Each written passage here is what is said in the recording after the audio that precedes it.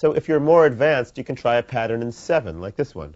1, 2, 3, 4, 5, 6, 7, 1, 2, 3, 4, 5. And get it very steady and keep doing it. And then add your right hand. And don't be afraid to sing, because nobody's around, hopefully, at your house.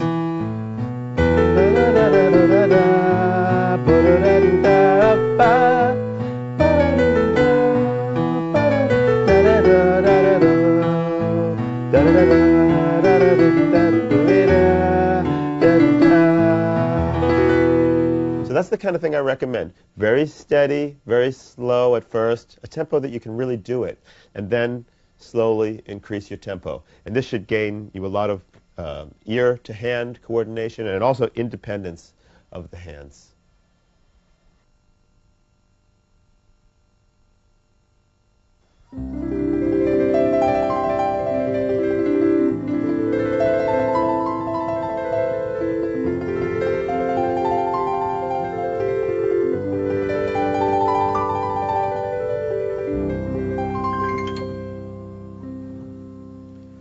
One of the things that's very important in keyboard playing, or on any instrument, is having a technique.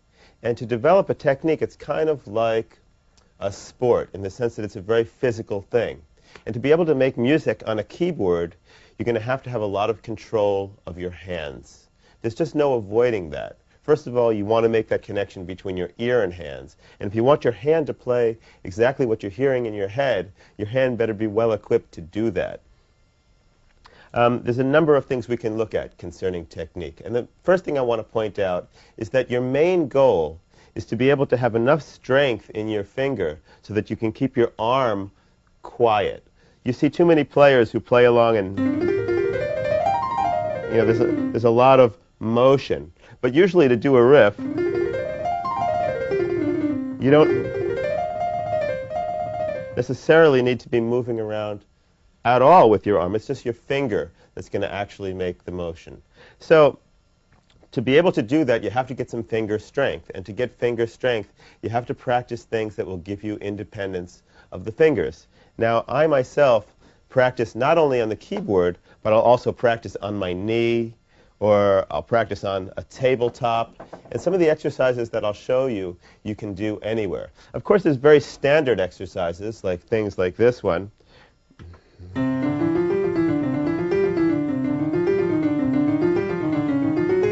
And all these things are good. But what people forget is that when you're playing these, first of all, you should play them to a metronome so it's very steady.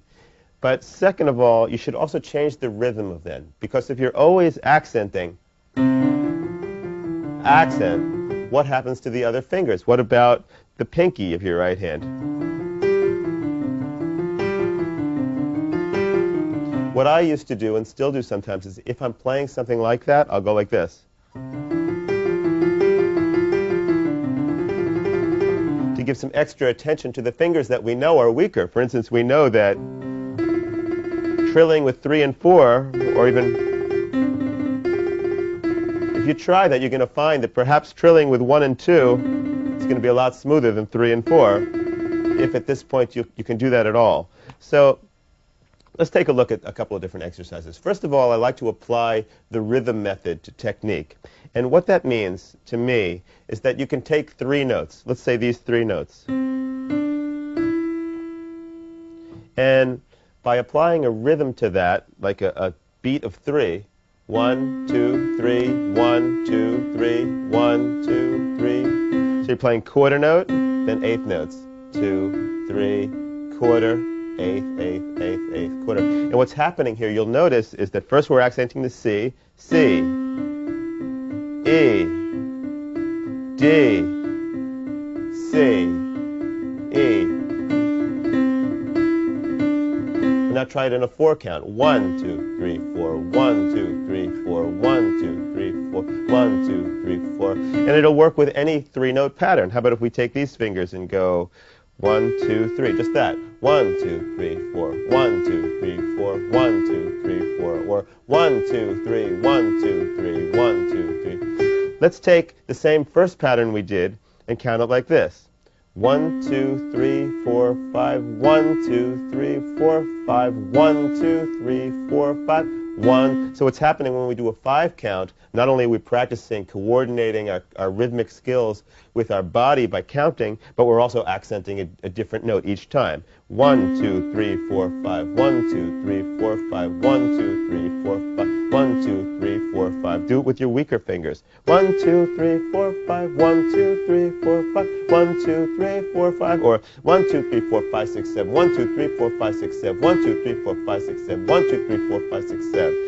Things like that. And do that kind of exercise on tabletops. If you're in school, you can be, while the teacher is talking, don't tell them that I recommended this. You can go 1, 2, 3, 4, 5, 1, 2, 3, 4, 5, 1. And try not to get your whole arm involved in the accent either. Don't do this. 1, 2, 3, 4, 5, 1. The temptation will be to do that at first because you don't have the strength in your finger yet to do that. But if you go slowly,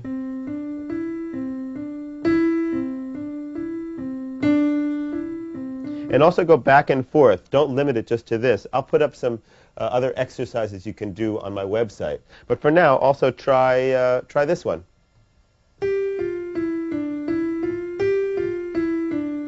So 1, 2, 3, 4, 1, 2, 3, 4, 1, 2, 3, 4, 1. So all it is back and forth.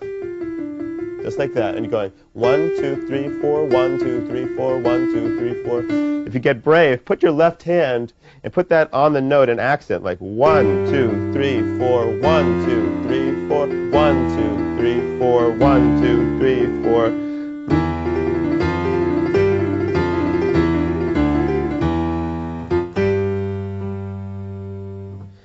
Some other exercises that I'd like to show you include an exercise that I kind of made out of an original Brahms exercise, which goes a little bit like this.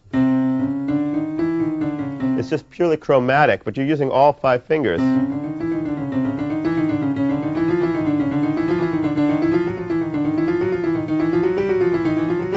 Remember not to only accent the first beat like this, but also and things like that. But here's my element of that. Besides going up and down chromatically, what you can do is you can take the first part, and then you can open up your hand. So it's a real contraction expansion exercise. And that's most of what we do when we're playing the piano. It's all about opening and closing your hand. So this is perfect for that. So you go like this. And then open it up and play like a major 7th chord. And then at the top, we do our chromatic thing again. And then major 7th chord down. So, open up, and then close. And what you can do, if you start getting this together, is try it in mirror imaging, so with both hands.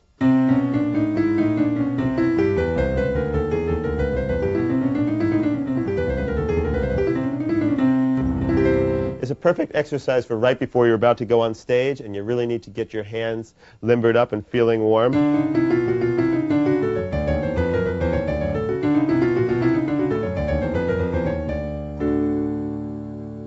Here's another one that I find really excellent.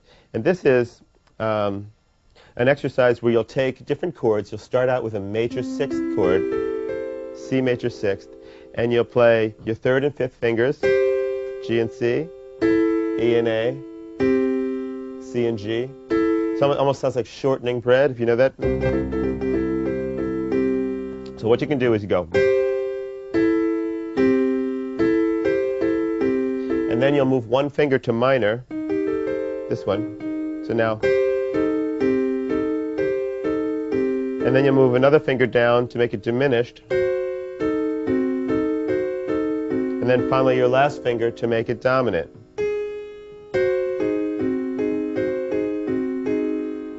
Then when you're done with that, you move to the next key. So you start out with major, then make it minor,